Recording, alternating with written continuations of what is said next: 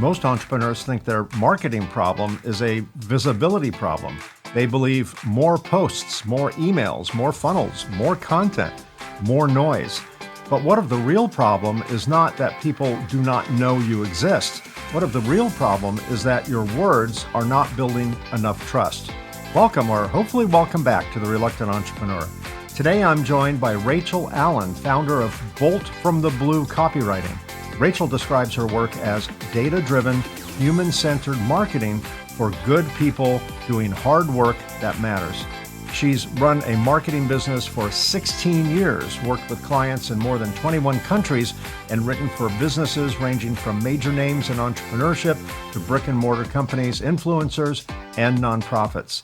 Today we'll talk about her entrepreneurial journey, what it takes to build a marketing business over the long term, and why authentic, human-centered communication may matter more than ever in an increasingly automated world. And it all begins right now. Stick around.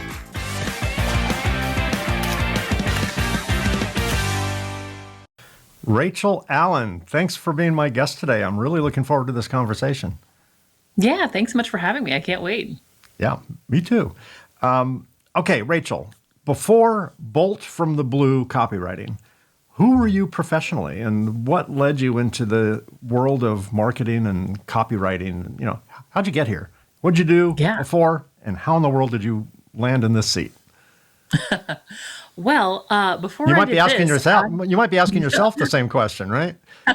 Exactly. What is happening? Yeah. Yes. You know, I didn't know that this was a job until the day I started doing it. It's the only job I've ever had in my adult life. I went to college for journalism, and then I graduated into the '08 recession, and of course, no one was hiring. So I got a job unpacking boxes at the Old Navy warehouse on the 5 a.m. shift, which, you know, not exactly my dream life. And so I stuck that out for about 6 months. And then I thought, like, in my 22-year-old brain, well, what's the furthest I can get away from Tennessee? And the answer is Hong Kong. So I bought a plane ticket and I left. That probably is about as far as you can get without starting to get closer again. Right. Opposite side of the world. Yeah. Yeah. What'd you do in Hong Kong? Well, mostly panicked at the beginning because I didn't get a work visa before I left. So I landed there with like $200 in my bank account and I had to make rent. So I'm Googling like how to make money online. And I found this thing called copywriting. And I thought, like, there's no way, this has to be a scam. I can't believe anybody would pay me to write. Like, I do that all the time. But I took the freelance gig and they actually paid me and I was completely hooked. And that's how I fell into marketing. As a completely off-topic question, you said you have a degree in journalism. What do you think of journalism today? I think it's where it was always going to end up, given the technological developments. I think there's some really fascinating decentralized journalism happening, and that's what I'm very interested in. Yeah. I think news, like larger news media, has transitioned largely into entertainment, and that's fine as a product in and of itself, but it's not journalism. So, well, I remember when that happened. I remember when CBS, NBC, ABC, you know, back when there was just 3 networks and a few independent stations, officially brought the news divisions under the entertainment division. I mean, that was an intentional move. And I think that was the beginning of the end for what we used to consider journalism. I grew up with my dad every night at 6 o'clock, CBS, watching Walter Cronkite. And Walter, God love him, he was the arbiter for what he thought Americans needed to hear that day. He was the editor and you know, the chief newsreader. And up until toward the last half of the Vietnam War, he didn't express any opinion. And once he did, that changed the course of a war. I mean, he was that regarded, right? And today, I don't watch network news at all. I don't watch CNN. I don't watch Fox. I don't watch any of the other major medias because, you know, I would rather they say, God forbid, a plane crashed in Tennessee. That's all we know right now. We'll get back to you as soon as we know more, rather than 8 heads talking about aviation, right? Yes. You know, they're just talking heads now. And, you know, I would rather just let me know when you know more, once it's verified and double check. But anyway, I digress. But I think the same thing has happened. Maybe it's not so off topic because I think the same thing has happened with copywriting, with media, with marketing, that we're going way down a rabbit hole because we can. And Yes. sometimes the worst part of society is the advances that we're making make anything possible. And now everything is inexpensive. Now with the internet and all these different channels, we now can say things and get an audience that we wouldn't normally get, which is both, it's a double-edged sword. It's good and it's bad, right? Yeah. I think as you were saying, it was a digression, and I'm like, you know what? I really don't think it is, because so much of the marketing that we do has been built off of a broadcast model, and that worked really well for a really long time. It was like, well, become the talking head that everybody wants to listen to, be everywhere, get that brand awareness, and that has really stopped working over the past 18 months, 2 or 3 years. We're really kind of dragging it out, and there's a lot of factors going into that. But I think one of them is that what you pointed out, since everyone can do this, now it's like, well, why would I listen to anyone? And people are Right. really having to shift their strategies. Yeah, the whole industry, if that's the right word, is becoming quite diluted. Yes. So it's hard to separate the wheat from the chaff at this point in time. Yeah. Did you always see yourself as an entrepreneur type, or was that the last resort that you went to? Oh. Yeah, I would never in a million years have thought I would run a business. I'm really bad with numbers. I have numbers dyslexia, and so in my brain that meant that I can't run a business, because business is like a numbers thing. So I never thought that would happen, and it only occurred to me like 10 years into running a business. One of my grandfathers was an entrepreneur, and the other was a salesman, and I was like, oh, I guess this isn't quite as out of the blue as I thought. The apple didn't fall too far from the tree, because anyone in Yeah, sales is an entrepreneur, right? I mean, exactly. they kind of have to be. Yeah. You've run a marketing business for 16 years. Congratulations, by the way. Thank You you. are past the U.S. Bureau of Labor Statistics stat. 80% Yeah. of all businesses that start up fail by year 15, half by year Yeah. 10. They're horrible, horrible odds. And you're Yeah. 16. So it seems like you're going to stick around now. Hanging in. Yeah. I'm sure at some point it felt like you might have been part of that statistic, right? Oh, absolutely. There's been several times where I went to bartending school because I thought maybe I want to do that instead. Or even very early on, I never thought that I would actually like do this as a business. I kind of kept it as a side gig in my brain, even when it was paying all the bills. And I was essentially running it as a business. I was ready to bail out at like any time in those first 5 years, though. I've talked to a lot of entrepreneurs, and I call myself a reluctant entrepreneur, kind of like you, in that no part of me wanted to start a business. I just had a passion for a product that I couldn't get anyone interested in. And finally, my wife said to me, "Why are you trying to give this thing away? Why don't you just do it yourself?" And I think people in that situation that concentrate on the product or the service more than the concept of just working for themselves. Some people are born entrepreneurs, so they really, really, really want to run a business, and they're desperate to find an excuse, or like a product or a service, so they just Ooh, make something up. yeah. And they don't have a lot of passion for the service or the product. They just have a lot of passion to be a business person. And I Yeah. think that contributes a lot to the 80% statistic, Oh, because I think you absolutely. really need to have a passion for what you do. That keeps you going. If you only want to have a business, it's easy to say, okay, reset, come up with another shtick, Yeah. start another business. But if you're a one-trick pony, I mean, if you're good with words, whether it's journalism or copywriting, Yeah. you're going to find a way to make the business work, right? Because you've already got, perceivably, you got the hard stuff down that most people don't have, right? But yeah, I did the same thing. I knew nothing about business. I didn't know numbers. I didn't care. I didn't want to know, because it was an inconvenient Yeah. truth in the early days. It's like, don't tell me. Right? And Yeah. I think for a couple of years, my business was technically insolvent. I just didn't know. And I just I was like running a Ponzi scheme, but I was both the investor and the ripoff guy. I was Bernie Madoff, and I was also the customer, right? Yeah. So I just kept bringing in more money, none of it Yeah. profitable. just to cover the mistakes I made in the past. And you can do that for a while, but at some point the pyramid gets too big and collapses. But fortunately, I kind of figured it out before then. So as I mentioned, you've run this marketing business for 16 years. What did the early version of business look like compared to what it looks like today? Well, since I was doing this so long ago, this was actually a couple years before the word podcast was even invented. So that can tell you Right.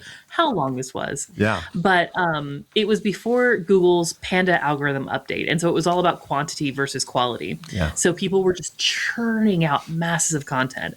And that's what they would hire me for. One of my very first gigs was people hired me to come up with questions that other writers could answer and like write articles about. And they paid me 9 cents a question. So I got really fast at coming up with all these different angles to approach something from. Wow.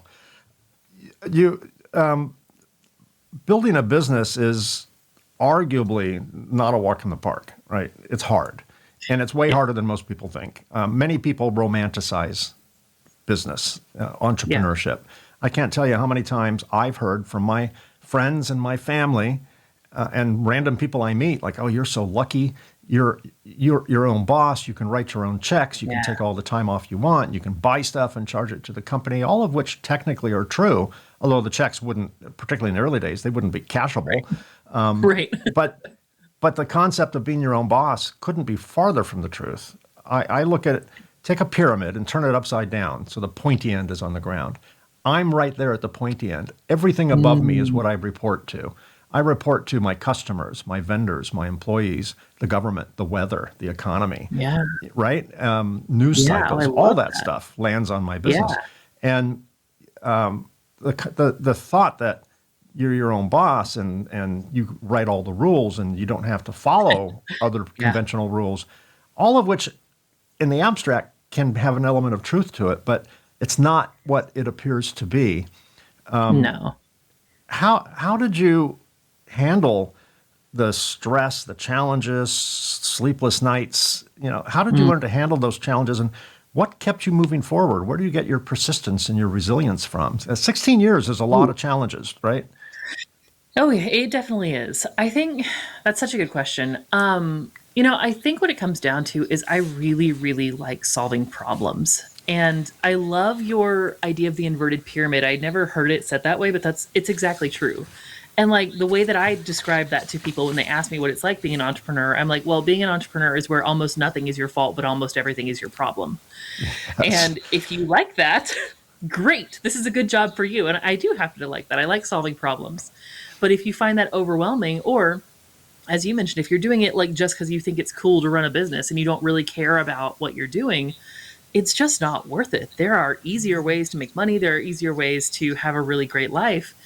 And you can get those that freedom, that trade-off of time and everything without having to do this. So you got to love it if you're going to do this.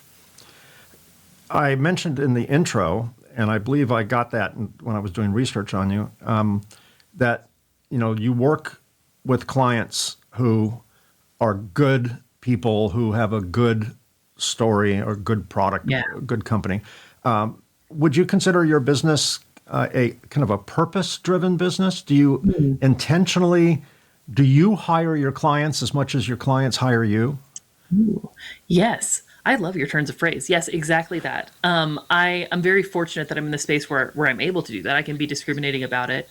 But even before that, I think that I was always, for better or worse, so absolutely unable to hide my beliefs and my own sense of purpose in my life that the people that I've attracted all the way have been people who are doing these genuinely interesting, like world building endeavors. So now I get to like interview them and hire them on purpose, which is awesome. When I first started my company, it was all about building the company, bringing revenue, right? Because I shoestringed my startup, and credit cards and family members who didn't have caller ID, so they couldn't avoid my calls when I called them. And so any sale was a good sale, which is not true, but in the moment, it covered payroll, right? And we were obnoxious, braggadocious, chest-thumping marketers. We're the best, everyone else sucks. That's pretty much the theme of all the ads that we used to run. And at one point, we got tired of the sound of our own voice, and we just at one point, we just cold turkeyed it and said, okay, we're done with this. This is Yeah. terrible. I felt like I needed a shower every time we ran an ad. And Yeah. we switched to, I'm guilty of creating phrases for things, which I later find someone else already created it, the phrase, but I coined it Yeah. conscious marketing, which did not originate with me. But, and that is, instead of, a mentor told me years ago, if you want to sell more products, stop talking about your product. Nobody cares. Yes. Yeah. Create value. And okay, that landed. And it took a lot of years before that made sense to me. At first, I thought my mentor was absolutely nuts, but it did at some point make sense. And now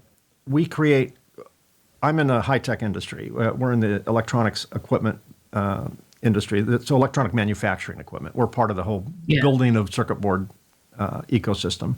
And I thought all of our customers wanted to hear the horsepower of our machine, the wattage, the this and this, all the accolades, all the specifications that no one cared about. No one even knew why they needed our equipment. And when we switched to education and creating value, we started attracting a different type of customer. And our machines use chemicals. So I'm not a chemical engineer by any stretch of the imagination, but there's a phrase in chemistry called Hansen's law of solubility. Ooh. And what it means is like attracts like. Certain chemicals attract certain chemicals, and certain chemicals repel certain chemicals, like oil and water, right? Oil will not mix with water. Water will not mix with oil. Oil will mix with other oil-based things. So like attracts like. I can apply that to business. When we put braggadocious, chest-pounding ads, we attracted troll-type customers who were looking for bargains, who were toxic, were terrible. And when we switched to this conscious marketing and put education over sales, we went from a transactional relationship with our customers to a relational relationship with our customers. And we started pretty much overnight attracting customers that had a problem, that needed to be educated. And once they connected the dots, we didn't even talk about what we built. All of a sudden, they would fall on their sword over our products. And it's been said that particularly younger people these days, and you're getting old when you start a sentence with kids these days, but I'll become my grandfather. Young people these days, millennials and Gen Zers and whatever the next ones are they don't just buy products, they join tribes. And a good example of that is Apple. Maybe not so much today, but particularly in the earlier days, how many times you go past an Apple store 3 days before the latest iPhone is going to come out, and there's people camping on the sidewalk because they want to be, the first 100 to get the new product, which wasn't much different than the last product, but they're members of the tribe. And I think when marketing switches over to value-based rather than transaction-based, you attract a whole different type of customers. Just like when, you mentioned that you have a purpose in your business and your life, that must be evident because you're attracting purpose-based clients, right? Like attracts like. Hansen's law of solubility applied to business. See, now we're all a little chemically smarter. I love that. That's so cool. I watched the podcast that you were on where you told the host that one thing you think about every day is, what can I do in marketing that's really weird, crazy, creative things that stretch the bounds of what you think you can do? Do you remember that line? Yes. Tell me more about that philosophy. That excited me when I heard that. It excited me when I first thought about it, and I've been chewing on it for like 18 months now. So I found that I was getting very bored with my own marketing, which is never a good sign, because if I'm bored, of course, everyone's like way more bored. And I was doing these things for clients where we were coming up with these really interesting, like very human-centered, just odd ideas that seemed to work really well. And the thing that made them different was, instead of thinking about the constraints of the medium, so people think about like, oh, email marketing is done like this. You send the 7 email nurture sequence, then you follow up and blah, blah, blah. It's just like, we all know how that story ends. But it's like, well, what if email could be a scavenger hunt? What if it's a choose your own adventure story? What if it's something else? So I've been trying to think about ways that we can take the medium and strip out the expectation of it and then add something like really interesting and human centered in. So that's what I'm working on with emails, with LinkedIn posts. It's why I do so much podcast guesting. And it's really shifted my philosophy of marketing and business in general. Yeah. I think when you market for the sole purpose of closing a transaction, Yeah. you may not, but if you do, it's not that golden transaction. It's okay, next, okay, next, okay, next. And yeah, I do think it does create relationships that last more than one gig, right? Yes. And yeah, I totally dig that philosophy. As I mentioned, we're in the high tech world. So pretty much all of our customers are engineers and scientists and PhDs, and that could be very dry. That could be very boring. And I go around the world, and I was just in Amsterdam last week. I was in Ireland Nice. the week before, speaking at conferences, and my style shocks everybody, and it's a low bar, so it doesn't take much to Yeah. shock engineers. The way I present is very comedic, dramatic. I have videos, I have music. In a world Yeah. where it's scientific formulas, and we're talking about molecules, and we're talking about electrons, and we're talking about all this otherwise boring stuff, I get there, but I do it in a manner that I believe is entertaining. And my threshold for entertaining is, would I be entertained by Yeah. someone who spoke like me? And I stand out like a sore thumb in a sea of engineers giving lectures I'm on sure. down rabbit hole stuff. And I can't Yeah. tell you how many times this happened to me in Amsterdam just last week. How many times someone will come up to me after the presentation, not during the Q&A, and look around, look to the left, look to the right, and say, "Mike, thank you. This is the first time. This is the first time I actually understand this particular thing." Yeah. And to me, it's not a contest about showing people how smart I am. It's what's received that matters. And if I go down a really technical rabbit hole, which I could do, A, I'll bore myself, and Yeah. B, no one's going to raise their hand and go, "Excuse me, I don't understand anything you're saying. Can you dumb it down for me?" Right. No one's going to say that, right? So, Of course. because they all Yeah. have egos and all that. So, as do I. Yeah. So, to me, it's the connection is the goal. I Yeah. don't even think, when I do all this stuff and create content and travel around the world and speak, the farthest thing from my mind at that moment is, am I going to get sales out of this?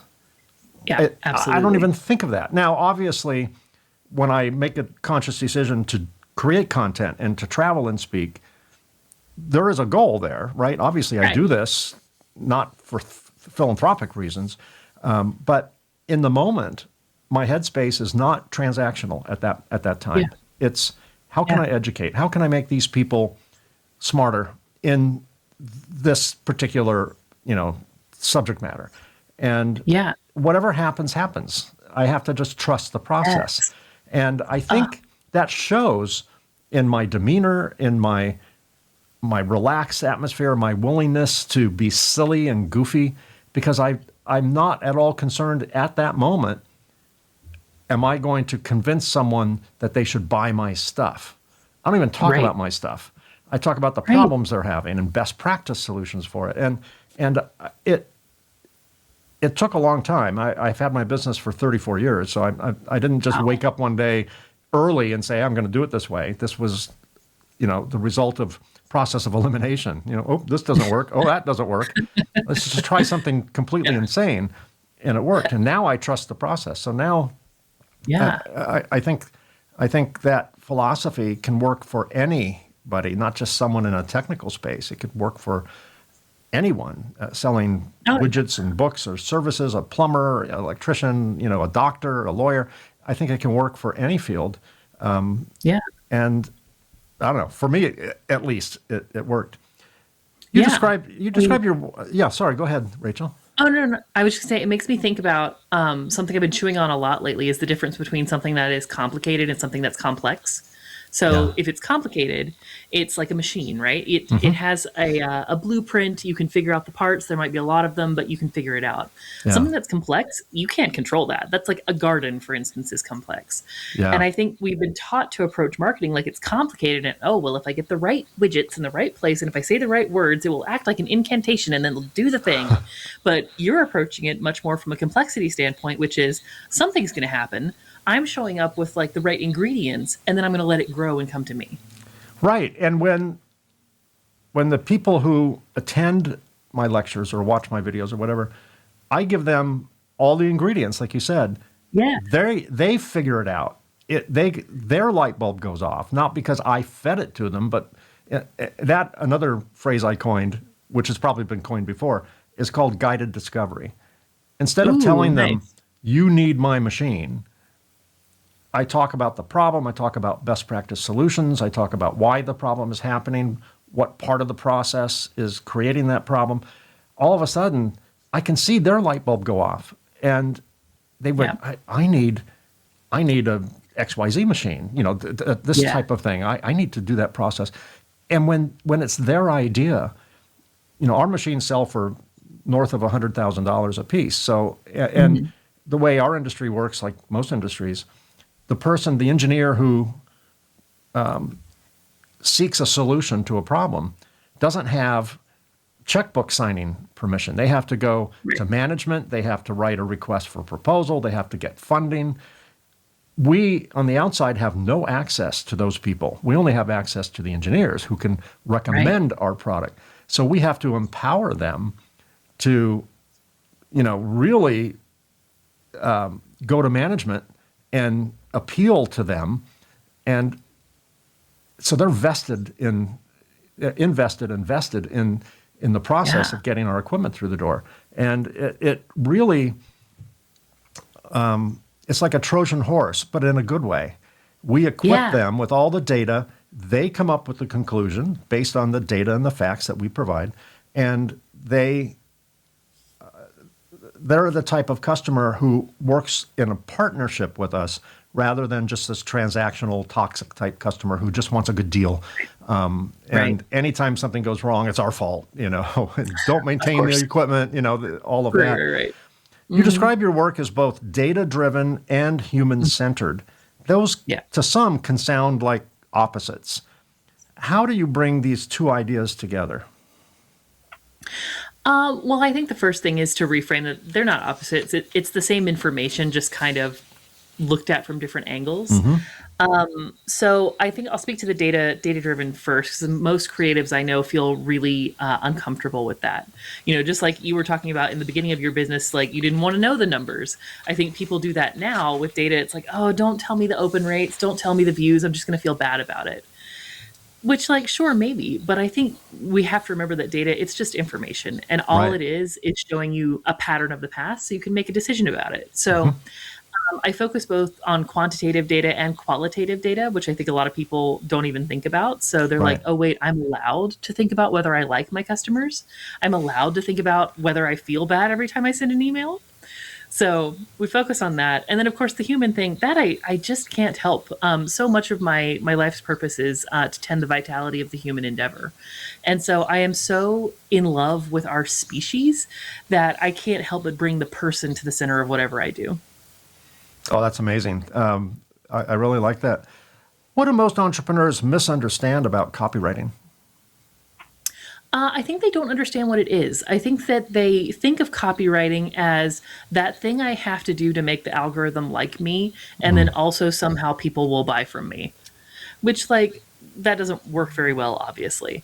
And I think the thing that I tell people, and everyone always hates it, so everyone just brace yourself to boo, is that all copy is sales copy. So all content is sales content. That does not mean you have to go in and be all like, buy my thing, all the time. It just means that it's all a conversation kind of directed towards that end. And so it's actually quite a relief that when you get to the actual selling part of it, you don't have to put your sales voice on. You can Right. just say, hey, you know me from this whole relationship we've had.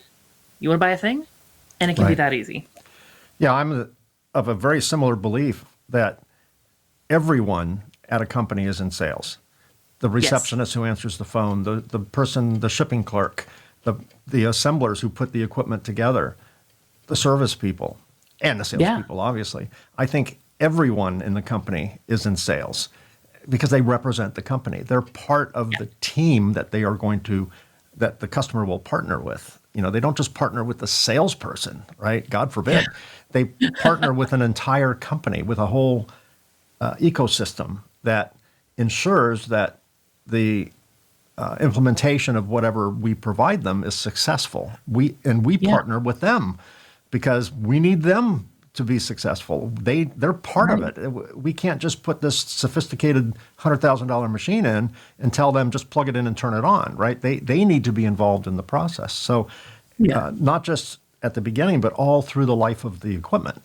And yeah, so I that goes down real easy. The whole concept of everything is sales at the end of the day, Yeah. even though it's not whack-a-mole type sales. It's not traditional Yeah. sales. A lot of business owners think marketing means telling people how great they are. Mm. That's how we did Yeah. marketing. What should they be doing instead? I mean, I think they should be doing exactly what you've talked about, which is tell them how great they are. Tell them what their problem is. Show them that you get them. And then just talk about the facts about what you do and why anyone would want it. I think people often get it in their heads that, oh, well, of course, everyone must understand why they would want this thing. So let me tell them all the information about it. When the fact is, they don't, I mean, they have no idea what you're doing or why they care. So you really have to tell them. And importantly, you have to tell them in their language. So the example I always use for this, I pick on coaches because I love them and I work with them so much. But every coach is like, oh, I'm going to empower you to become your greatest self. And then I'm like, look, has anyone ever woken up at 4 a.m. thinking, oh, if I could just become empowered to become my greatest self? Yeah. Like, of course not. You have to speak their language to them. Yeah. Yeah. That phrase itself, I've worked with a few coaches, but I've talked to a lot of coaches in, this Yeah. endeavor. And when I research a guest, I'll go on their website and see, what it is they're saying. And there's been a few that are Tony Robbins-esque. And I'm not putting Yes. down Tony Robbins, but they're just kind of using the same buzzwords. And, Yeah. part of me wants to just sometimes just kind of throw up in my mouth, it's like, oh, Right. it's saccharine, Right. saccharine sweet. And I understand what they mean, but they lack the words to Yes. express that. So they just use words that, Zig Ziglar used and, all these famous people Yeah. from the past. Nothing wrong with them, but it's not authentically their voice, right? They're saying what they think Absolutely. their industry needs to say. And it's Yeah. been said for, decades, and it's old, and it doesn't ring true anymore, particularly with younger generations. Where Yeah. did Bolt from the Blue get its name? I love to ask my guests when they have interesting company names. Tell me what that Yeah. means. Well, so there's the concept of a bolt from the blue, which is a lightning bolt that comes out of nowhere and strikes you, and then everything's different. And I was thinking about that when I was coming up with my name for the business. I had an absolutely terrible name before that. It was based on a visual pun, which didn't work at all in conversation. It was the revolution with the WWREV revolution. Yeah. Revolution, yes. Exactly. Awful. Absolutely awful. And so I was sitting there thinking like, well, no one understands what I do. So I should probably try and think about the feeling that I want them to have when they work with me. And then the idea just dropped into my head and I was like, yeah, that's exactly it. It's that moment where everything changes, and that's what good marketing does. So that's like an aha moment. It's like, oh my Yes. God, I get it, right? Like a lightning strike, a bolt from the blue. Yeah, Yeah. yeah, that's perfect. That's your Yeah. company name is what you want your clients to experience. Exactly. And you got the word copywriting in there because just Bolt for the Yes. Blue would be, is she trying to kill me? Right, What's right, that right. mean? It does make for very long email addresses, though, because boltfromtheblue.com was taken long ago. So I've got the longest URL in existence. Oh, that's funny. And for my audience that wants to, at some point, check out your Bolt for the Blue website, that Yeah. very long URL will be there. All you'll have to do is click on it. You won't even have to type anything. With AI tools now producing copy instantly, where do human copywriters still create most value? It's all about the strategic problem solving. So you can get solid-ish content and copy out of AI if you've trained it very well. You have Yeah. a lot of material for it to work on, and you are willing to still fix it after it gives you whatever first draft it is. So, like, I tell people to think about it like it's your marketing intern. And I really want you to lean into the idea of, like, it's the marketing intern on their first day. They think they know everything. They're like, here is the solution to all your problems. And you're like, take this away, never speak to me again. So Yeah. that's the approach. But the real thing that they cannot do is actual creativity. They can do new combinations of old ideas, but that's Yes. not creativity. And strategic problem solving, which is what marketing really is. Yeah, these AI agents, these are basically LLMs and large language models, and they were trained on pretty much everything published since the beginning of publishing, right? So hundreds of thousands, millions, maybe billions of articles and manuscripts and things like that. So by default, they pick their creativity is mixing pre-established Yes. ideas and content. And I do find AI quite helpful. The way I use AI, I do a lot of writing. I will write my own manuscript or technical paper, and then I'll upload it to chat and just say the word improve. And it will, and it took a while to train it because sometimes it will expand on it. And Right. AI is well known to hallucinate. It will create facts that sound better but aren't really based in reality. Right. And the more I use this one particular, AI engine, the more it gets to know me. And Yeah. I give it rules. And, everything has to come with citations where I can verify it. Everything, without exception, absolutely no opportunity for hallucinations. So I do believe Yeah. AI is a strong partner in writing, but it is not the author. And Exactly. it really comes down to the proper prompt. And if you don't know how to prompt it, which means if you really don't know, if I wanted to write an article about baking a Boston cheesecake, I don't know. I can probably go to a recipe book and figure it out, but it would just give me an average Betty Crocker recipe. Right. If I know enough about how to bake a proper Boston cheesecake, I might reference in the style of Julia Childs or in the style.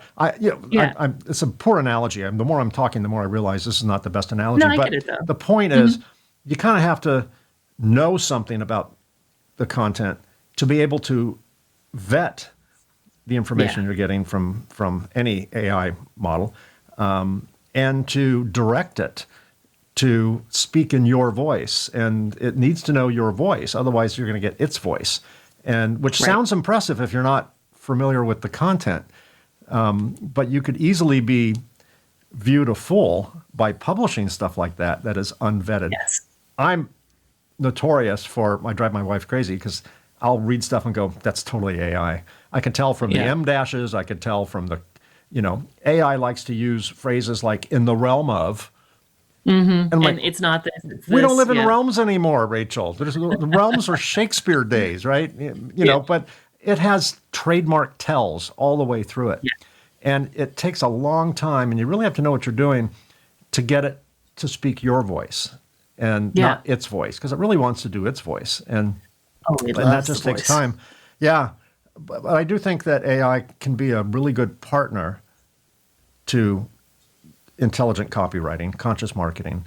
But that's probably not the way it's going to do it out of the box. It's going to do, Yeah. buy from me, buy from me, buy from me, because that's the way it was Absolutely. probably trained, and that's all the examples that it's learned, Yeah. when it was devouring all that content. For Yeah. small business owners with limited time and budget, which is probably, I should probably just say just for small business owners, because limited time and budget kind of is self-implied there. What are the Yeah. first few things that small business owners should fix in their current messaging? Ooh. So the one thing that I tell everybody right off the bat is update your bio. People create them, and then you realize that it's actually really hard to talk about yourself, and so you're like, oh, I'll just like put something together and fix it later, but then you never fix it later, and then it's Yeah. like 7 years later, and you're like, ugh. But that's like the first or second thing someone sees from you. So go update your bio, and then the second thing I always tell people to do is check out your calls to action. People get weird about asking for things a lot of times. So they'll either like accidentally hide the call to action button, or it'll be super odd, or they'll be like, buy my thing, or don't, it's cool, or whatever. And I'm like, no, one clear call to action. Buy this thing, click here to book a call, talk to me here. So make them very simple and straightforward. Yeah, don't try and bury it. I was, I designed all the equipment that we sell, and I wouldn't consider myself a salesperson, more of a engineer, designer, creative type. And I always found the most difficult part of running the business was trying to close somebody, trying to get someone to buy. Yeah. I would be embarrassed to even say the price because I would be afraid people would Right. think, "What? How much?" Yeah. So I would do everything I could to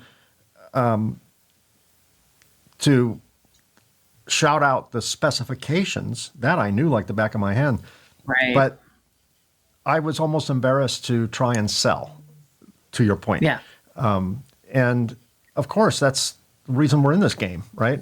Obviously, at the end of the day, we do want to change the world. We do want to do good things for the world. We're a purpose-driven company. We have a very specific mission, but that cannot be accomplished if we don't actually sell stuff and bring in the revenue. So once I kind of realized that sales is the fuel that will enable us to make the world a better place, then I became less embarrassed about that. And it's it's part of the process.